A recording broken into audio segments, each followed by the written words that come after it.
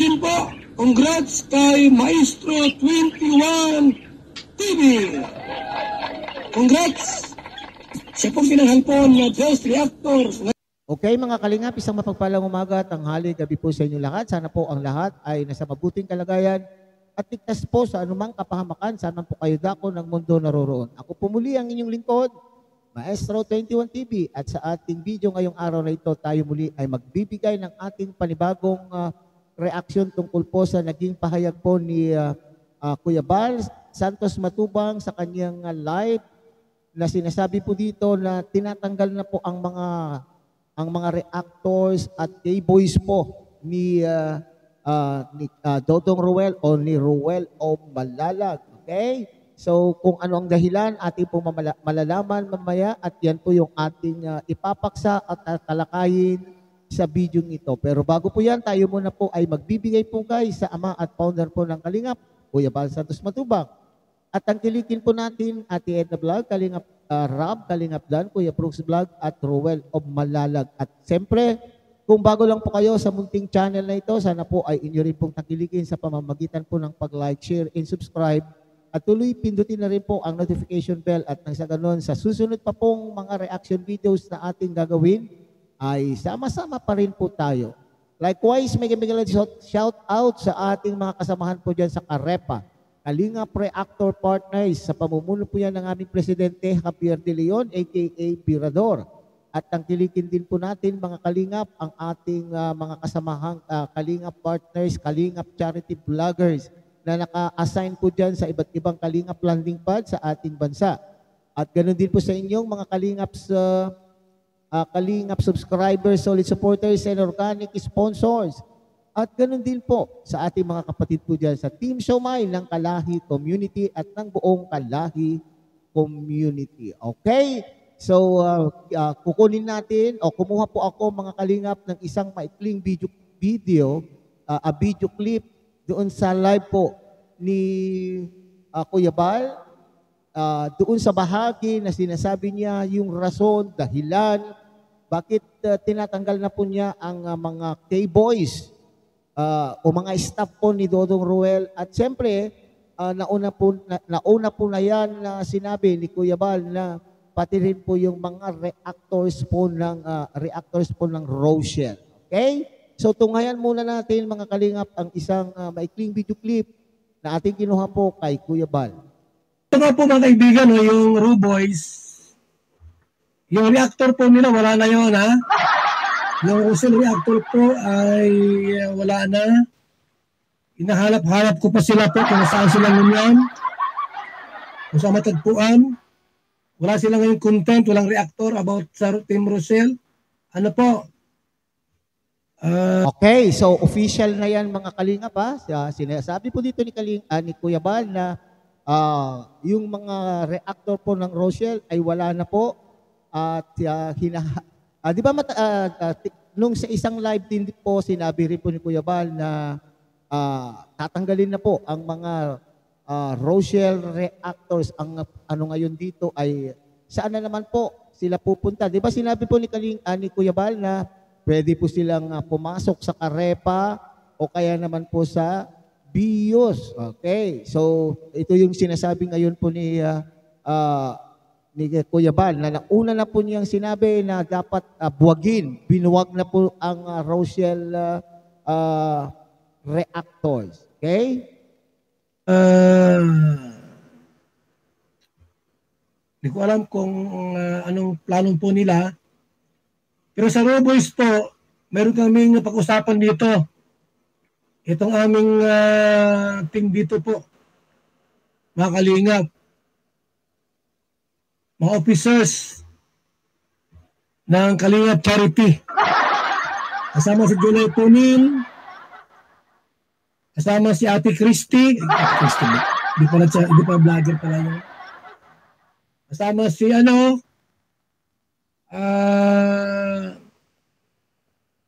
yung mga batch 1 na ilan po na piling-pili po sa dito, no? About doon sa Ru Boys kung sila po ay papalitan.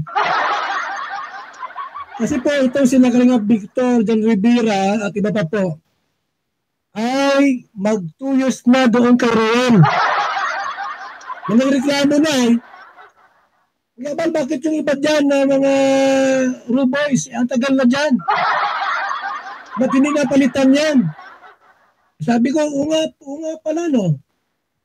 Dapat yung pala ay palitan. Ito mga Ruboys. Matagal na dyan sila Kuya Regan. Kuya Regan po, matagal na. Magdalawang taon na po yan, mahigit pa. Ito pa si Alex Librada. May nag-suggest po dito ha. Kasama namin dito po. Sa mga officers po ng ECBP Association po na dapat pong palitan sila Alex Librada, Kuya Regan, Kalingap Victor, Marius Vlog at si Jan Rivera. Wala tayong magawa dyan. At gusto nyo rin na i-return, hindi pwedeng alisin, wala tayong magawa. Kasi ayaw nyo umalis sa Kalingap, dapat sumunod sa rules and guidelines. Okay, so yan mga Kalingap pa. So ito yung sinasabi, linawin po natin ha, hindi tinatanggal, kundi papalitan po lamang. Okay, ano pong ibig sabihin po niyan? Papalitan po naman siguro. Siguro po mga nagsasuggest o kuya ni Kuya Bal na palitan na muna dahil medyo tumagal naman na sila po doon kay Ruel of Malalag. At siyempre sila po ay nakilala na po, lumaki na po ang kanila pong mga channel at kumikita na po ang kanila pong mga channel. So iniisip po siguro ng mga opisyales na sinasabi po dito ni Kuya Bal ay kayang-kaya na po nila.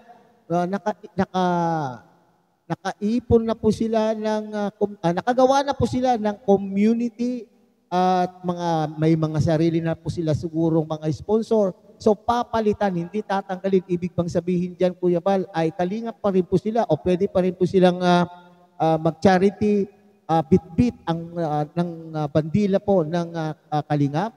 Okay, so ganun po siguro mga Kalingap. Okay? So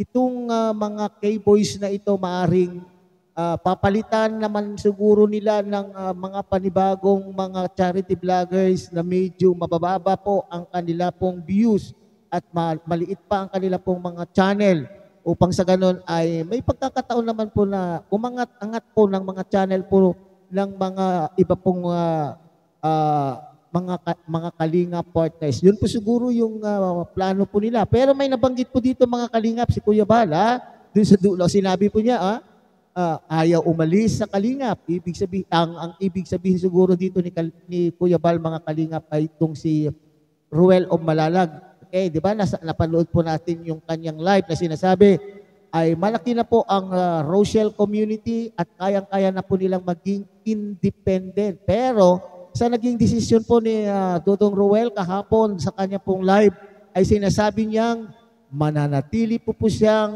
Kalingap sapagkat sa Kalingap po siya nagsimula at ibinase din po niya yung kanyang naging desisyon po na manatili sa Kalingap sa kung ano po yung sinabi po ng kanya pong mga magulang at nakinig po siya kung ano po ang sinabi na po ng kanyang mga magulang. Okay, para sa akin naman po, komento ko lang po dyan. Side comment ay talaga naman pong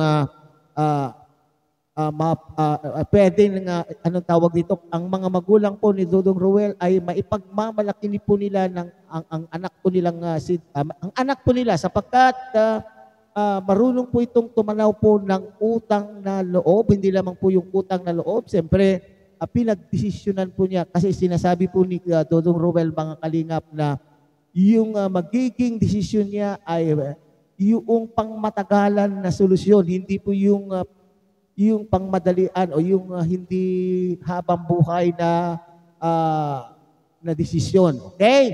Alright, sige. So sinasabi po ni Kuya Bal po dito mga Kalingap, ayaw umalis sa Kalingap. So kinakailangan, ayan, dito na po tayo. Kung ayaw umalis, kinakailangan sumunod sa rules ng Kalingap. Okay, ito yung isa pa pong naririnig kong mga usapan o mga nababasa po natin, mga komento, mga kalingap na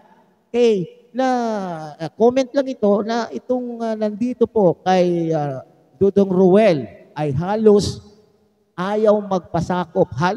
Ayaw magpasakop po sa rules na ipinapatupad po ng kalingap. At ito na rin po yung sinasabi po ni Kuya Bal dito, mga kalingap. Ayaw niyong umalis, di dapat ay sumunod po kayo sa mga rules na ipinapatupad po ng kalingap. Kasi marami na daw po dyan,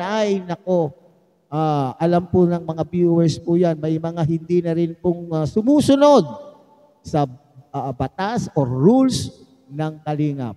Pakinggan natin. Po ng ECBP Association to na dapat pong palitan sila Alex Librada, Kuya Regan, Kalingap Victor, Marius Vlog at si Jan Rivera.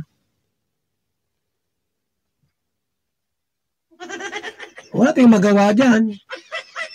At gusto mo rin na i-return, hindi pwedeng alisin, wala tayong magawa.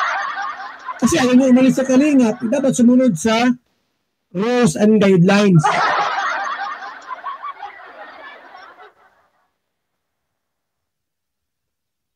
Sino ipapalit doon? May mga po dito nakalista. Mayroong 5 rin po ang papalit sa Rude Boys. So mawawala po sila Alex dyan, sila Kuya Regan, mawawala po Alpi TV, Maris Vlog, sino pa? At itong sila itong si Jan Rivera. Siguro bukas po, ko yung kung sino papalit doon sa Rude Boys at wala na po, mga pasaway na po sila may live kami, nasabay sa live. Di na pa tinapunta rito yung mga yan? Okay, mga kalingap sa tono ng pananalita po ni Kuya Bal, matagal na po natin yan napapansin, mga kalingap, na sa tono ng pananalita po ni Kuya Bal dito ay parang may tampo doon sa mga taong nagsimula po sa kanya at ngayon po ay nidalawin man lang siya at kumustahin ay hindi na po nagagawa. Itong mga nabanggit po niyang mga pangalan, mga kalingap, ay nagsimula po kay Kuya Bal. Nandyan po sila dati sa lighthouse, hindi po ba? So dito na naman po naungkat na naman po naulit na muling nasabi ni Kuya Bal na parang sinasabi niya, hindi na nga pumupunta ang mga yan Ibig sabihin, gusto rin po, nasisiyahan din po lubusan siguro si Kuya Bal kung paminsan-minsan ay siya po ay dalawin o kung nandyan din lang po sila sa daet, malapit lang po sila sa daet, dapat ay binibisita rin. At dito pa, nasabi po ni Kuya Bal, mga kalingap, yung hindi pagsunod daw po sa rule, gaya po ng rules and guidelines sa hindi pagsabay sa mga premiere, sa mga live po ni PSM, kung matagal na itong mga tao na ito sa kalingap, alam po nila yan na rules. Bakit po ginagawa pa rin po nila? So iyan po yung sinasabi ni Kuya Bal, mga kalingap, na mga naging pasaway na po ang mga taong ito. Siguro dalhin sa landing pads para daw po matrain itong mga ito sa landing pads. At tulad ni Kalingap Mario, lumalaki ng tiyan daw po. Puro daw lechon ang kinakain nito. Aray ko po. Ako yung ba naman? Okay, lumalaki na daw po ang tiyan dahil puro lechon daw po ang kinakain. Nako po. Diyos ko man. Pambihira ka naman, Kuya Bal. So hindi. Maaari. Iwan ko lang, sabi nila Ano sabi niyan? So, ang Ruboys daw po ay papalitan na. After Christmas na lang siguro. Okay, so papalitan lang, hindi tatanggalin. Kung sila, pero may sinabi po dyan si Kuya Bal, mga kalingap, kung na kay Ruel Malalag pa rin po ang desisyon, kung siya po ay, kung sila po ay pananatilihin sa kanya pong grupo, walang problema. Sabi po ni Kuya Bal, pero ang gusto po talaga ni Kuya Bal ay tanggalin upang mapagbigyan naman po ng opportunity ang mga iba pang maging, yung ipapalit po sa kanila na 5. So, yan ha. Pambihira itong si Kuya Bal, mga kalinga pa. Dati po yung paglaki ng tiyan. O dati naman po yatang malaki ang tiyan po ni Marius Vlog at Kuya Bal. Na hindi dahil po sa naging K-boy siya at lumaki ang tiyan po dyan. Parang pulis. Nung hindi pa pulis ay hindi pa malaki ang tiyan. Pero nung naging pulis na po ay lumaki na ang tiyan. Ganun ba yun? Hindi naman po siguro ganun, mga kalinga pa, mga Kuya Bal. Hindi naman po siguro ganun dahil ang alam ko nung nakita ko noong bagong-bago pa lamang po si Marius Vlog ay talagang medyo malakihin ang kanya pong tiyan. Hindi dahil po sa pagkain po ng lechon. So yan, mga kalinga pa, it's official. K-Boys ay papalitan po dahil sila daw po ay matagal na rin po dyan, upang mabigyan naman po ng pagkakataon yung mga iba pa na maging malakas ang kanila pong mga channel. Palakasin ang mga channel ng iba po. Okay? So, yan. Hanggang dito na lamang po siguro tayo, mga kalingap. So, muli, tangkilikin po natin Kuya Bal Santos Matubang, Ate Edna Vlog, Kalingap Rob, Kalingap Dan, Kuya Brooks Vlog at Ruel Malalag. At siyempre, pinapakiusapan kayo ng inyo pong lingkod na sana po ay tangkilikin din po ang munting channel na ito sa pamamagitan po ng pag-like, share, and subscribe. At tuloy, pindutin na rin po ang notification bell at nang sa ganon tayo pa rin po ay magsama-sama sa susunod pa pong mga reaction videos na ating gagawin. Muli, isang mapagpalang umaga, tanghali, gabi po sa inyong lahat. Mabuhay po kayo at God bless everyone.